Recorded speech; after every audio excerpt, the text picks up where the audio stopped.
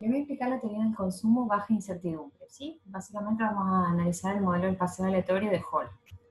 Bueno, Robert Hall en 1978 publicó un trabajo donde él sostiene que bajo ciertas condiciones, la teoría del ciclo vital y de la renta permanente implican que el consumo debe seguir un camino aleatorio. ¿Sí? Algo que tal vez me olvidé de mencionar en los videos previos, es que la teoría del ciclo vital y de la renta permanente, ambas entonces, si bien focalizan en diferentes cuestiones, ambos sostienen que los individuos buscan suavizar su senda de consumo y son teorías, por lo tanto, complementarias para explicar el consumo. ¿Sí? No compiten entre sí, sino que son complementarias hasta el punto de que se las considera de forma conjunta para hacer estimaciones sobre la función de consumo, como pueden verlo en el libro de Dormuth, si quieren, donde se presenta una función con las dos teorías y se presentan algunas estimaciones de la función de consumo. Entonces, bueno, Hall dice que si tomamos esa teoría bajo ciertos supuestos, como les voy a mostrar ahora, el consumo tiene que seguir un camino aleatorio. ¿Sí? ¿Qué significa esto? Esto significa que bajo contextos de incertidumbre, los individuos no necesariamente van a suavizar el consumo, sino que en cada periodo pueden ocurrir ciertos shocks que son imprevistos por los agentes y que pueden afectar el consumo de forma permanente. ¿Sí? Entonces el consumo podría presentar cambios y no necesariamente ser suave a lo largo del tiempo para cada individuo. ¿Sí? Bueno, lo que en definitiva se encuentra luego en la evidencia empírica, es decir, cuando se contrasta esta teoría, o sea, se usa esta teoría para estimar funciones de consumo y luego se la contrasta contra la realidad, se ve que esta teoría no es muy útil, digamos, para analizar el consumo. ¿Sí? Es decir, la evidencia empírica rechaza este modelo. Pero de todas formas es relevante poder aprenderlo o por lo menos saber qué plantea el modelo. Sí, entonces, para formalizarlo, vamos a suponer que los individuos viven, un individuo, primero lo aprendemos a nivel individual. ¿Sí? Si ustedes van a ver a lo largo de toda la materia, que la mayor parte de los modelos están microfundados, ¿sí? Entonces es muy importante primero aprenderse bien la micro, se estudia primero el comportamiento a nivel individual y luego se lo agrega. ¿Sí? Eso está en la mayor parte de los modelos macro más avanzados. Entonces, consideramos un individuo que vive dos periodos, que tiene una función de utilidad separable en el tiempo y cuadrática, un individuo que tiene expectativas racionales, ¿sí? Cuando decimos que tiene expectativas racionales, hacemos referencia a que el individuo es racional, digamos, y toma en cuenta toda la información que está disponible en cada momento para tomar sus decisiones. Y por lo tanto, cuando toma decisiones, puede equivocarse, digamos, las decisiones que toma, las elecciones que realiza, pero si se equivoca inmediatamente con el resultado que se obtiene luego de su elección, él corrige su elección o sus decisiones y no comete errores de forma sistemática. ¿Sí? Entonces toma en cuenta toda la información disponible, digamos, se supone como que los individuos conocen las variables, los datos, los modelos, la política, el tipo de gobierno, el tipo de instituciones, y en base a toda esa información toma la mejor decisión posible para maximizar su utilidad, por ejemplo, si se tratara del caso de un consumidor. Bueno, vamos a suponer también que la tasa de descuento es igual a la tasa de interés.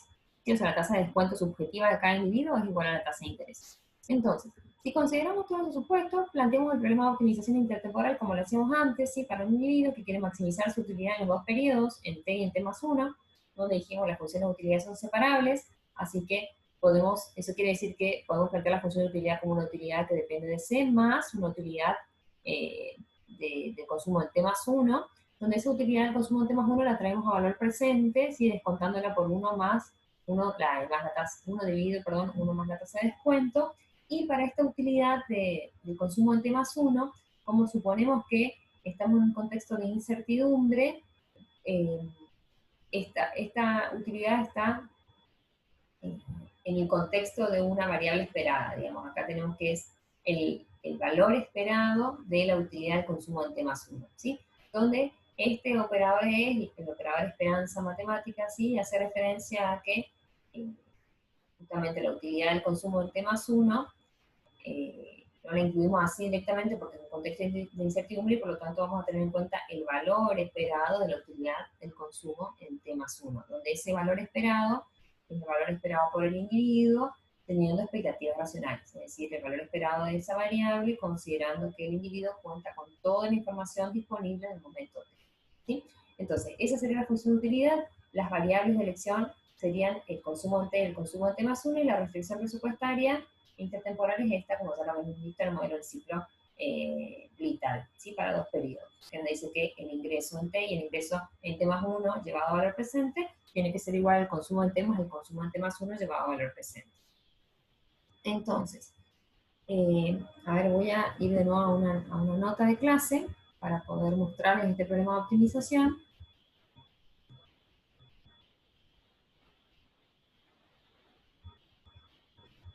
¿Sí?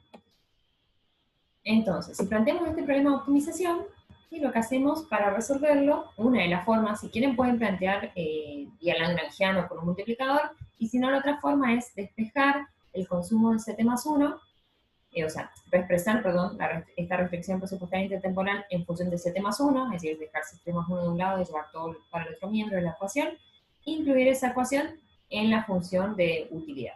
Y si hacemos eso y simplificamos, llegaríamos a esta maximización. ¿Sí? De esa forma podríamos maximizar eligiendo solo el consumo en T, ¿sí? Porque fíjense que ese T más 1 desaparece.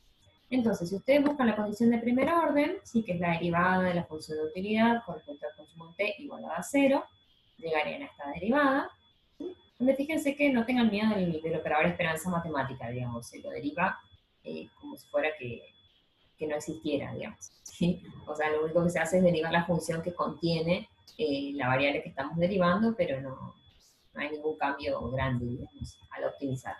Sí, luego si uno reordena los términos y hace el supuesto de que la tasa de interés de mercado es igual a la tasa de interés de descuento, esto se cancela entonces y llegamos a esta expresión, ¿sí? Que nos dice que la utilidad marginal del consumo en T tiene que ser igual al valor esperado de la utilidad marginal del consumo en T más 1.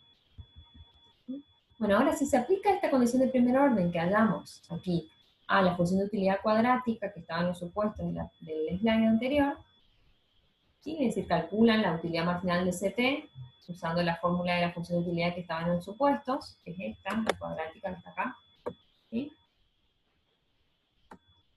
Entonces llegarían a esta expresión que está aquí y se calculan la utilidad marginal para CT más 1, teniendo en cuenta la misma función de utilidad, llegarían a esta expresión que está aquí. Y donde, fíjense, el operador esperanza matemática aplica a todo este número de la ecuación. Me faltó poner el corchete acá. Sí, bueno, el corchete acá en la segunda línea. Luego, si trabajan algebraicamente, acá está el paso por paso, lo pueden ver después ustedes en sus casas, ¿sí? Cuando estudian, digamos, van a llegar a esta expresión, ¿sí? Si dividimos todo por 2, llegamos a esta expresión. Que nos dice que el consumo en T es igual al valor esperado del consumo en T más 1. ¿Sí? Bueno, y ahora si suponemos que el único origen de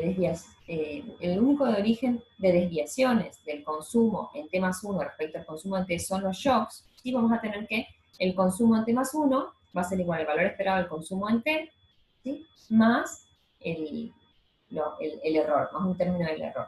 ¿Sí? ¿Esto por qué? Por este supuesto que estamos haciendo aquí. Si suponemos que el único origen de desviaciones del consumo en T más 1 o del consumo en el futuro respecto al consumo presente son los shocks o los errores, las perturbaciones, pues eso lo podemos modelizar de esta forma, ¿sí? Como que el consumo en el futuro es igual al valor esperado del consumo en T, o sea, el valor esperado del consumo presente, más el término del error.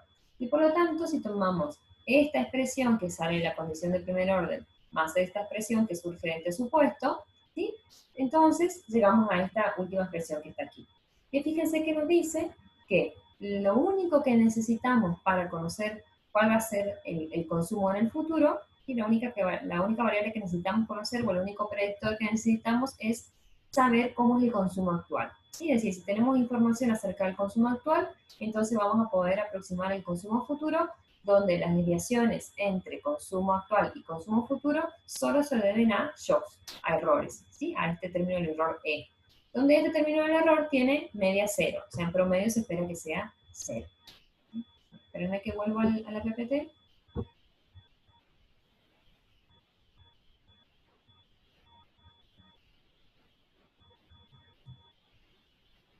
¿Sí? ¿Qué es lo que dice aquí? ¿Sí? Entonces, por lo tanto, como fin de este modelo, digamos, llegamos a esta expresión. Bien. Entonces, bueno, fíjense, en definitiva, ¿qué nos dice este modelo? Como ya lo habíamos adelantado, cuando estamos en un contexto de incertidumbre, ¿sí? No necesariamente el consumo va a ser suave, ¿sí? o va a ser estable, sino que el consumo, si uno lo mira como el consumo futuro, como el CT+1, digamos, ese consumo puede ser distinto al CT si ocurren shocks, ¿sí? Si se afecta a este shock. Y fíjense, como este es un modelo que por ahí no dieron todavía series de tiempo, pero es un modelo random walk o camino aleatorio, como se le suele llamar, a este tipo de series, digamos, o de modelitos, cuando uno choquea la serie, ese shock es permanente, ¿sí? Es decir, si hay un shock que afecta al término del error, ¿sí? Y en este tipo de modelos, ese shock va a tener consecuencias permanentes en el consumo futuro, ¿sí? Hay algunas series que se las suelen llamar estacionarias, digamos, que cuando ocurre algún shock, ¿sí? Ese shock afecta en el momento y luego los efectos del shock tienden a desaparecer, ¿sí? Como que la variable tiende a su nivel original. Pero cuando tenemos este tipo de series, como la que está aquí, ¿sí? Que se llaman caminos aleatorios o random walk, lo que ocurre es que cuando ocurre algún shock que se ve en este modelo en el término del error, los efectos son permanentes y por lo tanto el consumo puede verse afectado de forma permanente a pesar de que los shocks sean transitorios.